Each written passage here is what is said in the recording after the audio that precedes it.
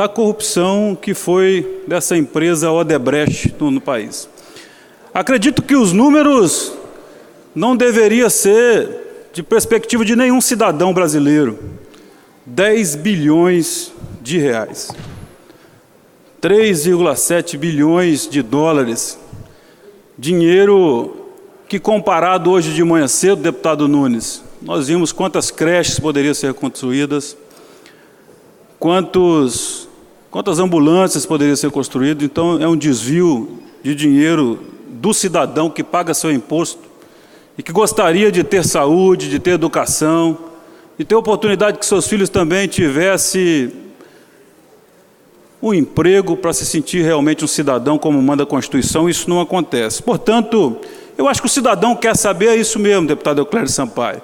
Acho que ninguém tem que crucificar ninguém sem que conclua o devido processo legal e que a justiça possa provar, deputado Teodorico Perrasso, se tem ou não tem culpa, cada um desses quase 500 políticos. Porque pode ser que nós tenhamos alguns que não tenham responsabilidades. Pode ser que tenhamos aqueles que realmente têm responsabilidade e alguns lá que a ficha corrida é muito grande. Que tem muitos inquéritos, tem muitos indiciamentos, e o Ministério Público realmente está colocando uma mão pesada para que realmente possa dar tempo para isso. Mas cabe também, aqui no nosso Estado, a gente fazer o nosso papel constitucional. Fica nessa casa aqui a sugestão de convidarmos o governador para falarmos aqui na Assembleia Legislativa. Porque, naturalmente, essa é a casa do povo e o povo está na busca dessas informações. A população como um todo, ela deveria aproveitar esse momento para entender melhor como a política funciona, como são as relações e, sobretudo, entender que nós, por enquanto, só estamos vendo a ponta do iceberg. Que o problema no país envolvendo o público e o privado, entre prefeituras e empresas, governos estaduais e empresas, parlamentares e empresas, governo federal e empresas, é muito maior do que isso. Como eu disse anteriormente, vamos lembrar só um fato aqui no Espírito Santo. Há um ano e pouco atrás, a famigerada compra dos repelentes por parte da Secretaria de Saúde do Estado. E como são feitas as compras de equipamento para os hospitais, de remédio, na questão da educação, como é feito o contrato com as merendas, isso não só aqui no Espírito Santo, mas nos outros estados e entre as prefeituras e empresas também. Nós precisamos agora, mais do que nunca, ficar de olho nisso e cruzar dados o tempo inteiro e ver como essa relação se dá. E assim, nós vivemos agora assim, num aprimoramento dessa questão de trocas nesse mundo obscuro tão grande, e é a troca também que não existe só entre as empresas e o setor público, porque isso não ocorreria se as assembleias legislativas, se o Congresso Nacional funcionasse direito, se o Tribunal de Contas funcionasse direito, se o Ministério Público funcionasse direito, se os tribunais de justiça funcionassem bem. Isso não ocorreria, obviamente. Essas coisas só ocorrem porque os poderes se locupletam muitas vezes, e porque muitas vezes ali são favorecidos, ou se autofavorecem, ou trocam o tempo inteiro. Assim, por exemplo, quando o Congresso Nacional vota um projeto do governo federal, é porque acreditam naquele projeto, ou porque estão recebendo cargos ali, emendas e não sei mais o quê.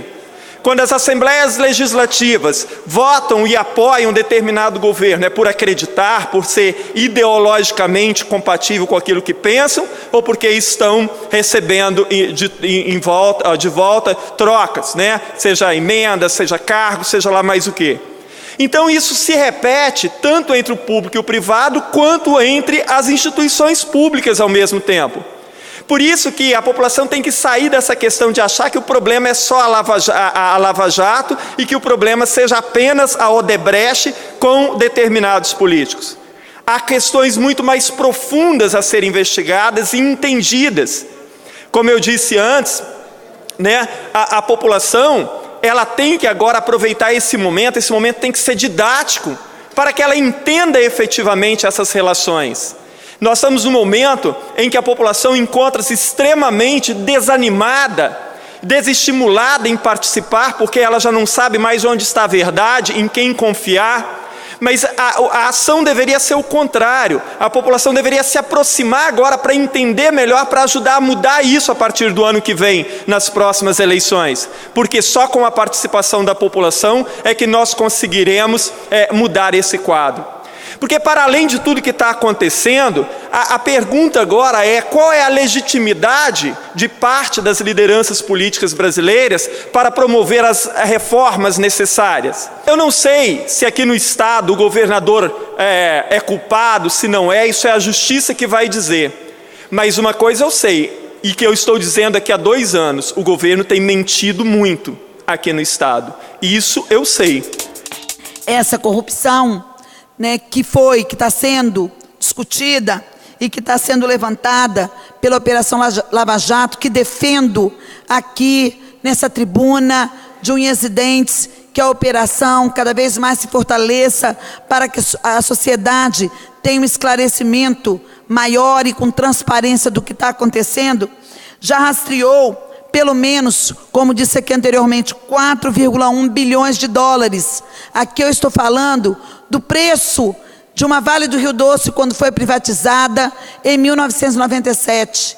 É o preço de uma Vale que vai para o ralo da corrupção apenas de uma empresa, que é a Odebrecht, onde ela tem os seus agentes, a gente fica observando, eles fazem questão de estar fazendo essas delações, que são importantes, mas reparem o cinismo como falam, o deboche do povo brasileiro.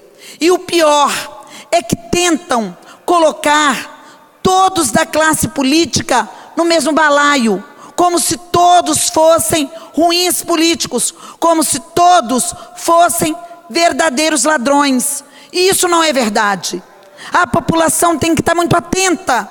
Eu sei que é difícil observar e separar o joio do trigo, mas não tem outro caminho para fazer políticas públicas, para mudar os destinos de uma sociedade que não sejam pela política. Eu não conheço outro. Eu posso dizer, deputado Enivaldo, o senhor também, eu tenho emprego. Desde os meus 18 anos eu sou empregada de uma grande empresa nesse estado, que é a Vale. Eu estou aqui como sindicalista porque eu acredito que a política, ela tem como mudar a vida das pessoas e construir oportunidades. É através da política que a gente pode estar trabalhando, e no meu mandato faço isso, para estar atendendo quem mais precisa na sociedade de políticas públicas. E essas políticas públicas, elas ficam comprometidas quando o recurso público é desviado para outro fim, que não seja o retorno em benefícios para a sociedade. Quando o dinheiro público vai para o bolso de político corrupto, mas nem todo político é corrupto.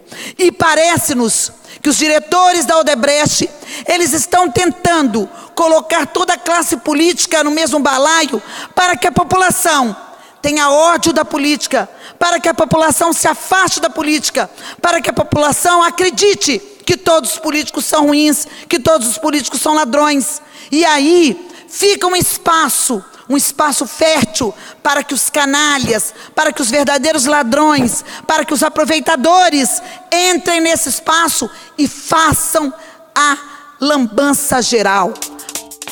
Em primeiro lugar, dizer que eu fui realmente muito surpreendido com essas notícias que vinculadas na imprensa, envolvendo o meu nome.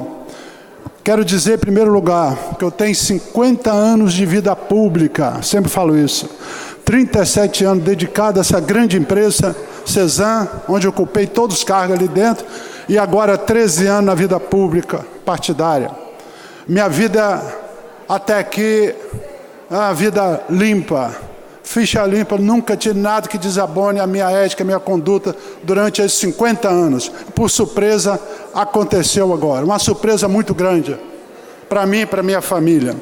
Quero dizer que na planilha do delator foi citado que eu recebi um dinheiro em espécie. Dinheiro em espécie. É um absurdo isso, é uma mentira grande. Eu não conheço essa pessoa, não sei quem é, nunca tive envolvido, conversando com ele. Não houve nada disso. Não houve. Não sei quem é, mas foi colocado isso. A única doação que eu tenho, busquei lá na minha planilha, lá atrás, quando eu me candidatei em 2010, tinha uma doação do meu partido, próximo do valor, né, R$40 mil do meu partido PMDB, não só para mim, mas para todos os candidatos naquela época. Foi a única doação que eu tive. E para piorar ainda, na tabela cita de que uma motivação foi em relação a essa doação, foi devido ao meu trabalho em defesa de concessões e privatização. Aí realmente me deixou perplexo, deputadas. Né? Porque falar disso, para mim, eu nunca tratei desse assunto, nunca conversei esse assunto. Pelo contrário, no meu tempo de CESAM, que eu trabalhei ali 37 anos, deputados, foi uma vida dedicada à empresa, lutei pela essa companhia, lutei pela CESAM, todos sabem disso. Quero deixar muito claro esse posicionamento meu. Vocês conhecem muito bem, todos conhecem quais são as minhas bandeiras, que eu tenho lutado desde que eu entrei na vida pública, desde que eu entrei como vereador de Vitória por 2 mandatos e agora aqui na Assembleia. Minhas bandeiras quais são, que eu não abro mão, continuo sempre lutando por ela, que é a família, a igreja e meio ambiente. Essas são minhas principais bandeiras, principalmente a família, que eu diversas vezes eu tenho a minha fala aqui defendendo valores, princípios cristãos da família. Essas sim são as minhas bandeiras, não tem nada a ver com privatização, nem sequer concessão. Mas o que me chamou a atenção foi a entrevista do ex-ministro do STF, Célio Borja, uma entrevista muito madura, segura e consistente, onde ele diz: generalização é a salvação dos canalhas.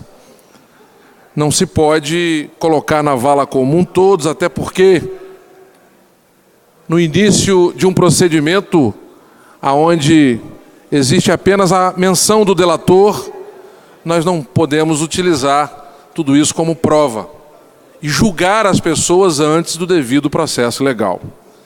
Aqui, o ex-ministro do Supremo Tribunal Federal diz que o que o assombra é que as delações estejam sendo tomadas como verdade absoluta. Mas ninguém se preocupa com isso.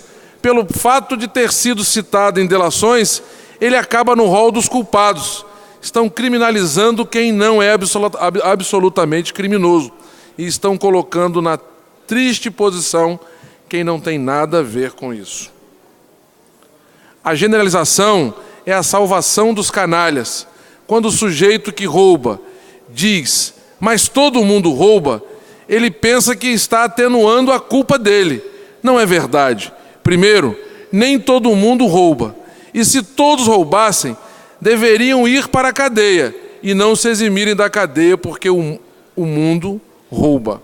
Dessa crise que nós estamos assistindo, além da crise política, econômica, uma crise ética e moral. Mas eu não estou aqui fazendo juízo de valor de nada, meramente dizendo que o devido processo legal não pode ser burlado. Tem trâmite, regra, e quem acusa que cabe a ele o ônus da prova. E aí vem a máxima de Amelung: o Estado cairá em contradição normativa quando, para provar o ilícito, forja provas. E nós não podemos forjar provas para poder condenar A ou B. Tem o devido processo legal. Existem muitas lideranças capacitadas, outras comprometidas, que têm realizado trabalhos super importantes, mas que na hora de colocarem os seus nomes à disposição para participar de um processo de eleição, acabam desistindo em função de tanta propaganda negativa que tem a respeito dos agentes políticos no nosso país. Nós sabemos que se são bons ou se não são bons, nós precisamos de ter os vereadores e vereadoras. Se são bons ou se não são bons, nós precisamos de ter os deputados e deputadas. Se são bons ou se não são bons, nós precisamos de ter os prefeitos, governadores, ministros, secretários de Estado, secretários de município, presidente da República. E a sociedade, se são bons ou se não são bons, tem que escolher os seus representantes. Seja nos municípios, seja no Estado, seja na União. Todos os dias, todos aqueles que estão no mandato são testados. Muitas vezes são ridicularizados. Muitas vezes são até quase que tido como pessoas não gratas àquele ambiente que participa. Mas na hora que as pessoas precisam, é lá na porta do vereador que a pessoa bate. É lá na porta do deputado que a pessoa bate. É lá na porta do prefeito que a pessoa bate. Obviamente que é função do prefeito, é função do vereador, é função do deputado. Mas são pessoas que não mais gozam dos seus momentos nos finais de semana, porque devem estar 24 horas, 30 dias por mês, à disposição de todos aqueles que precisam nos momentos mais difíceis de suas vidas. Mas fiquei perplexo com a imagem negativa do Estado do Espírito Santo nos demais estados da federação, deputado Eric. Fiquei perplexo. Caiu como uma bomba essas notícias envolvendo o nosso estado. Mas o que me traz aqui, senhor presidente, é novamente a CESAM, a tão falada CPI da CESAM, que tem tudo a ver com a Lava Jato, deputada Raquel. Por quê? Vocês sabiam, agora eu entendi bem mais preciso por que o governo, através do seu líder aqui na Assembleia e do chefe da Casa Civil, estão solicitando a deputados para tirar a assinatura. Eu quero que o povo preste muita atenção nisso que eu vou falar, senhores deputados. A Odebrecht e a Delta, duas empresas atoladas até o pescoço, deputado Majeski, no esquema de corrupção desse país, tiveram contratos milionários com a CESAM. Milionários, deputado Eric. E por quê? Isso tudo leva a crer os motivos do trabalho incansável, deputado Ferraço, do líder do governo e do chefe da Casa Civil, para abortar a CPI da CESAM. Não querem que a CESAM seja investigada. A CESAM é um orgulho dos capixabas. Nós temos que preservá-la, mas temos que apurar os desvios. O Estado precisa estar passando por um momento muito delicado, porque eu acho que o governador, aqui nós não podemos prejulgar ninguém foi condenado, senhores deputados, mas eu acho que ele deveria vir nesta casa dar uma satisfação para os deputados e para o povo. Eu acho que ele tem que dar satisfação para o povo, não é para o empresariado não. O povo está cansado. Não vou aqui fazer juízo de valor, porque muitas das coisas ditas não tem veracidade alguma. Muitas terão. Porque no momento desse, que a CESAM precisa ser investigada, contratos milionários, cadê os 300 milhões de despoluição que ia para despoluir a Baía de Vitória, gente? Cadê a despoluição? Não foi feito não, deputado Ferraço. 300 milhões foram pagos. 240 milhões para saneamento. E as outras centenas de milhões. Contratos bilionários, gente. Se o poder emana do povo, o povo precisa conhecer tudo o que acontece. E se não há nada de errado acontecendo, não há o que se temer. Então, assim, se está tudo certinho, se ali foi feito tudo dentro dos preceitos legais, constitucionais, republicanos, éticos, morais, não há o que se temer, deputado da Vitória. Não há o que se temer. Agora, em relação à CESAM, que é um dos casos obscuros aqui no Estado, não é o único, porque aqui tudo muito facilmente é arquivado, é engavetado pelo Ministério Público, pelo Tribunal de Justiça. Se fôssemos desengavetar tudo aquilo que foi engavetado ao longo dos 15, 20 anos, muita coisa viria à tona, né? Agora, a questão da CESAM, essa CPI se faria necessário sim. Ontem ou antes de ontem, um jornal mostrava que os contratos da Cesan com a Odebrecht, à época, foram da ordem de 210 milhões, algo nesse nível. Então, tudo isso precisa ser esclarecido, fora essa, porque assim, há muitas coisas nebulosas nessa história da Cesan, né? O fato de diretores da Cesan terem se tornado diretores da Odebrecht e vice-versa, esses contratos milionários que foram feitos, agora a Odebrecht colocando os dois, tanto o governador atual quanto o que o antecedeu, como pessoas que receberam dinheiro de Caixa 2 e sabiam disso, sabiam da origem desse dinheiro, quer dizer, por que a Odebrecht deu esse dinheiro? Então, essas coisas precisam vir à tona. Essa lista fechada, como é do conhecimento de grande parte da população, é uma lista para encobrir os corruptos, aqueles que roubam o dinheiro público. E, lamentavelmente, essas pessoas, na lista fechada, serão os primeiros, porque eles têm força política, infelizmente. Haja vista o que nós estamos vendo no Rio, em Brasília, principalmente nesses dois estados da federação. E eles querem, porque querem a lista fechada. Na lista fechada, não vota-se no candidato. Na lista fechada, vota-se no partido. Isso é uma vergonha. São 35 partidos que nós temos no país. E acredito que virão mais outros.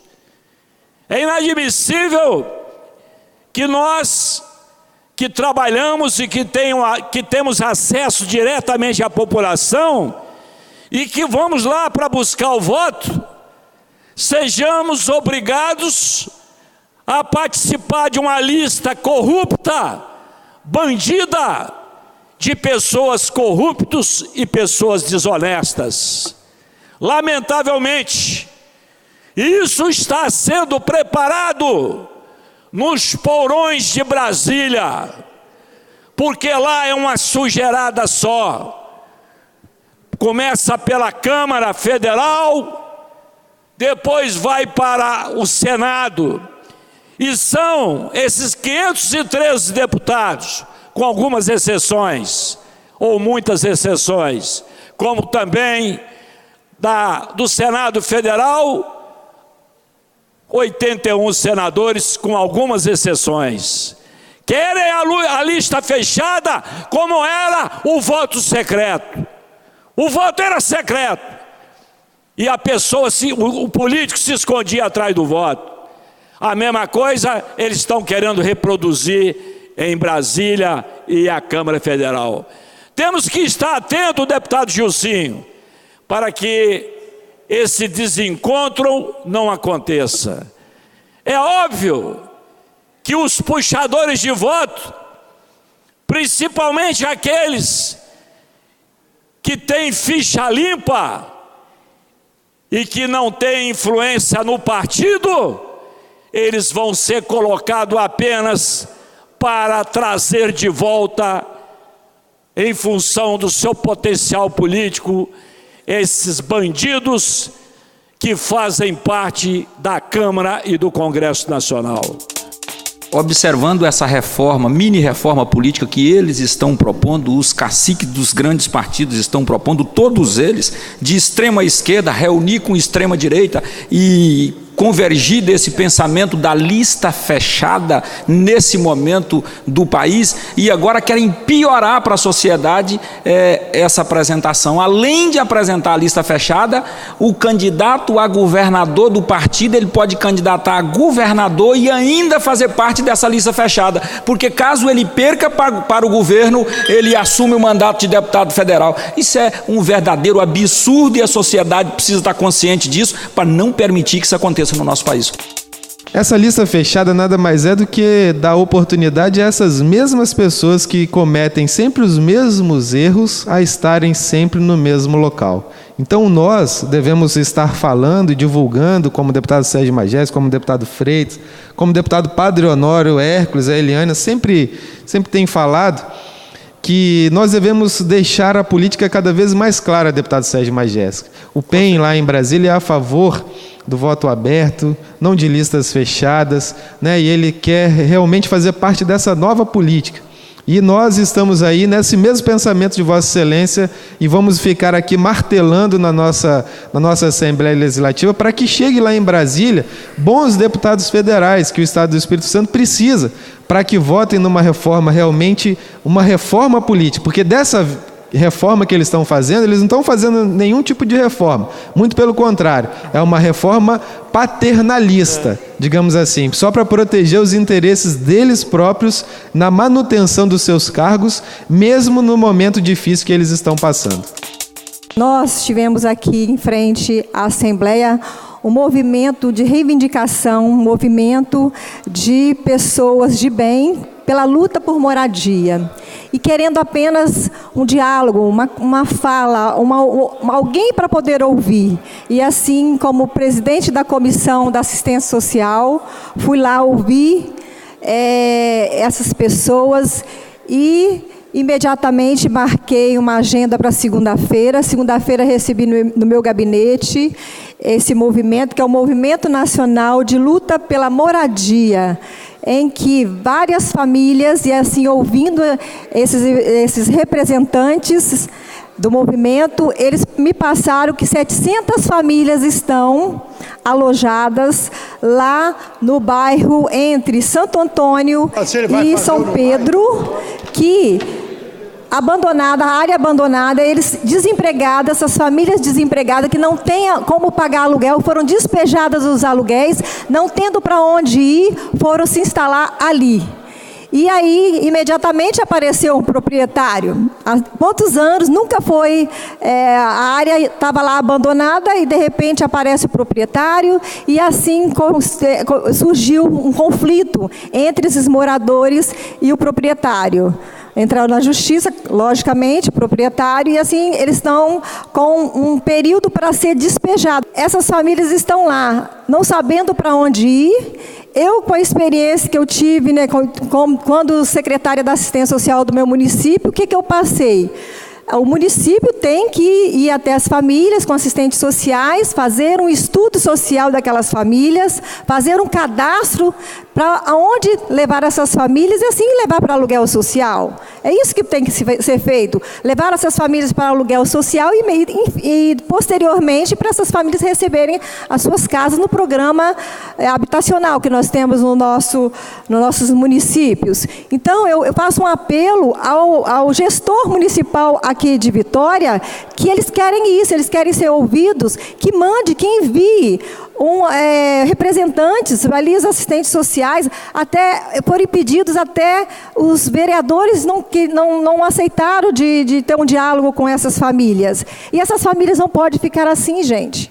Com essa crise que nós estamos vivendo, se põe no lugar dessas pessoas, dessas famílias. Isso é injusto. Se eles estão lá nas ruas, ocupando esse espaço, é porque eles não têm emprego para poder manter o seu salário, o seu aluguel. Então, há necessidade do gestor público ter essa sensibilidade. E aproveitamento do